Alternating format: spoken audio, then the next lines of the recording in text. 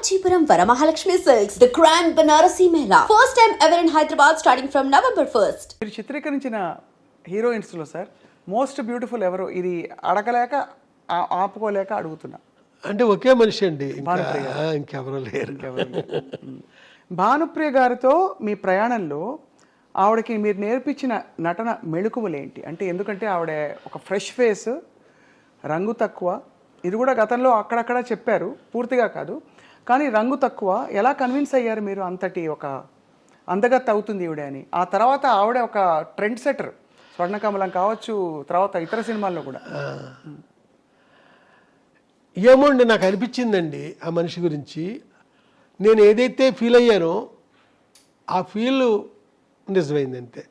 ఆ మనిషిని నేనే మళ్ళా నాతో పాటు కెమెరామెన్ కూడా కన్విన్స్ కాలేదు ఆ మనిషిని హీరోయిన్ అంటే. అవును, అది కూడా చెప్తే ఆ మధ్య అతనికి ఎక్కడ కోపం కూడా వచ్చింది. ఎవ్వరూ కాలేదండి. ఏమన్నారు? అతను అంటాడు, ఆ తెల్ల గులాబీలు అనే సినిమాకి ఇతనే కెమెరామెన్, ఆ అమ్మాయి బాగుంటుంది, ఆ అమ్మాయిని పెట్టి అంటాడు. అమ్మాయి పేరు కల్పన, ఇళవరసి అండి తమిళ్లో. లేదు, నాకు ఈ మనిషే బాగుంది. ఆ తర్వాత కొంతమంది మొన్న సినిమా ఒక మోస్తరుగా ఆడింది, ఇదేదో బంగారు లాంటి ఛాన్సు, శంకరాభరణం తీసిన కంపెనీ వాళ్ళు ఇచ్చారు నీకు ఛాన్సు, దీన్ని సద్వినియోగం చేసుకో. ఏంటి ఆ నల్లటి మేడుగుడ్లు దాన్ని పట్టుకుని విశాల నేత్రలు అంటావేంటి? ఇలా మాట్లాడారండి కొంతమంది. నాకు ఆ అమ్మాయే బాగుంది. అయితే ప్రొడ్యూసర్స్ వాళ్ళు బాగుందన్నానికి కారణం ఏంటంటే, 7 స్టార్స్ కలర్ ల్యాబ్ అని ఉస్మాన్ రోడ్లో ఘంటసాల గారి ఇంటి దగ్గరలో ఉందండి. అక్కడ పెద్ద పెద్ద ప్రింట్లు వేయించేసానండి. ఈ అమ్మాయి ఫోటో సెషన్ పెట్టి స్టిల్స్ తీసాను కదా, ఆ పెద్ద ప్రింట్లు వేసాను, వేయించి ప్రొడ్యూసర్ గారి ఇంట్లో పెట్టానండి. ఓ రోజున విశ్వనాథ్ గారు ఏదో పనుండి వచ్చారు అక్కడికి. ఆయనకి ఏది నాయసారు భార్య జయలక్ష్మి గారు, డైరెక్టర్ గారికి చూపిద్దాం, వంశీ అమ్మాయి బాగుంది అంటున్నాడు కదా, ఆయన ఏమంటారు అంటే, మొత్తం అంతా తిరిగేసి నాకేసి బాగున్నాయి అన్నారు ఆయన. ఒకసారి ఆ మాట ఆయన అనేసరికి వాళ్ళ ఇంట్లో వాళ్ళంతా థ్రిల్ ఆవిడ తలుపు వెనకాలండి మా నాగేశ్వర గారి భార్య, ఆ అమ్మాయికి కొంచెం మెల్లనుకుంటానండి అంతే. మెల్లైతే అదృష్టం కదా అని వెళ్ళిపోయారు. ఓహో, అంతేనండి, అక్కడతో సెట్ అయిందండి. ఆ తర్వాత ఆ సినిమా తర్వాత బిజీ అయింది తను సితార్ తర్వాత. నేను అడిగాను, బిజీ అయ్యట కదా నువ్వు అని. ఏం బిజీ, మోడర్న్ డ్రెస్లో ఉన్న క్యారెక్టర్లు ఎవరు ఇవ్వట్లేదు అంది. అప్పుడు అన్వేషణలో తనని మోడర్న్ డ్రెస్సులతో చూపించారు. ఓహో, అద్భుతం. చూపించేసరికి అక్కడి నుంచి ఈ చిరంజీవి గారి సినిమాలు అయితే, కృష్ణ గారి సినిమాలు, శోభనబాబు గారి సినిమా, ఇలాగా గువ్వా గోరింకతో మొదలుకొని అసలు ఒక స్టెప్, అన్ని స్టెప్పులు, అన్ని డ్రెస్సులు. ఆ తర్వాత సినిమా ప్రేమించి పెళ్ళాడు, ఇలాగ మీలాగ శారీ కట్టుకుని చక్కగా పెద్ద బొట్టు అక్కడే మొదలైంది ఆ సినిమాతోనే, పెద్ద బొట్టు. అలాగా ఆ సినిమాలో చూపించానండి. ఆ తర్వాత క్లాసికల్ డ్యాన్సర్గా ఆలాపన, అదే ఆఖరి ఫిల్మ్ ఆవిడతో. ఎలా ఉండేది సార్ భానుప్రియ గారి డాన్స్? ఇప్పటికి కూడా స్వర్ణకమలంలో ఆవిడ గ్రేస్, ఆరితేరిన క్లాసికల్ డాన్సర్స్ అంటే పర్ఫార్మర్స్ ఎవరైతే ఉంటారో స్టేజ్ల మీద పెద్ద పెద్ద 1-2 గంటల ప్రదర్శనలు ఇచ్చే వాళ్ళకంటే కూడా భానుప్రియ గారి అభినయం, ఆవిడ నృత్యం అంటే అంత అందంగా ఉంటుందంటారు. ఒక డైరెక్టర్ కళ్ళతో మీరేం ఫీల్ అయ్యారు ఆవిడ నటన? నేను ఫీల్ అవ్వడం కాదండి, ఒక్క హీరోయిన్తో మట్టుకి తన, అంటే ఇక్కడ మీకు ఒకటి చెప్పాలి, భానుప్రియది ఫోర్స్ అండి, వాళ్ళ చెల్లెలది గ్రేస్. విపరీతమైన ఫోర్స్తో చేస్తాడు తను.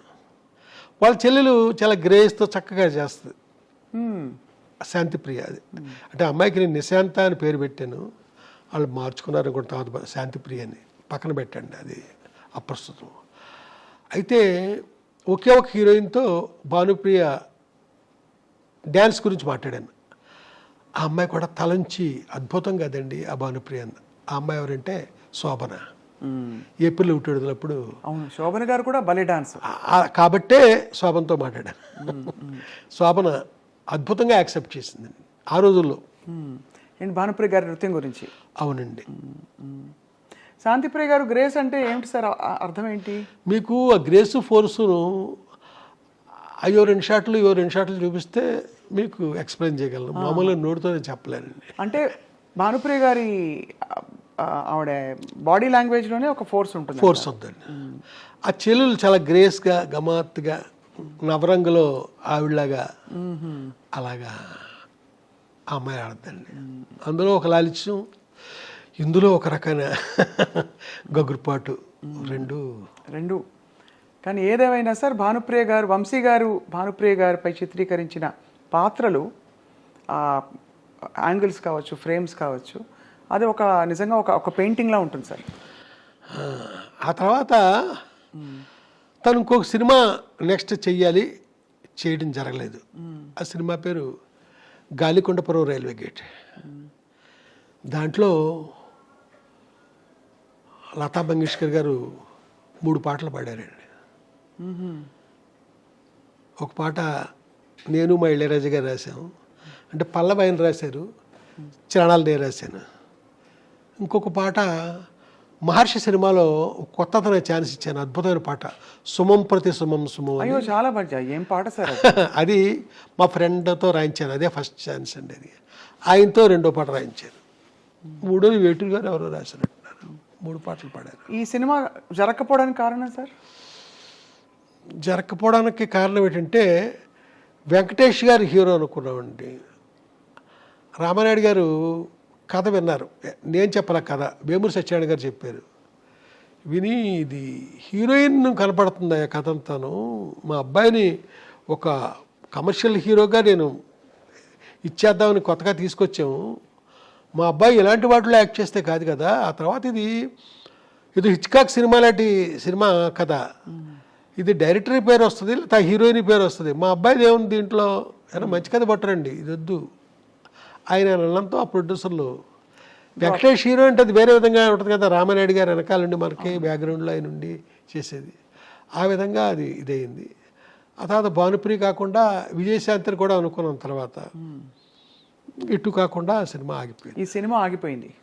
తర్వాత భానుప్రియ గారితో మీరు పనిచేయడం జరగలే కదా సార్? లేదండి, జరగల. అదొక గొప్ప అంటే ఇప్పుడు నేను తొందరలో సినిమా చేయబోతున్నాను, దాంట్లో ఒక అమ్మవారి క్యారెక్టర్ ఉందండి. అమ్మవారు ఒక నల్లటి రాయిలో సూపర్ ఇంపోజ్ అయి కనపడుతూ ఉంటుంది అంతే, బయటకు వచ్చి కనపడడం అనేది లేదండి, అక్కడక్కడ అలా కనపడుతూ ఉంటుంది.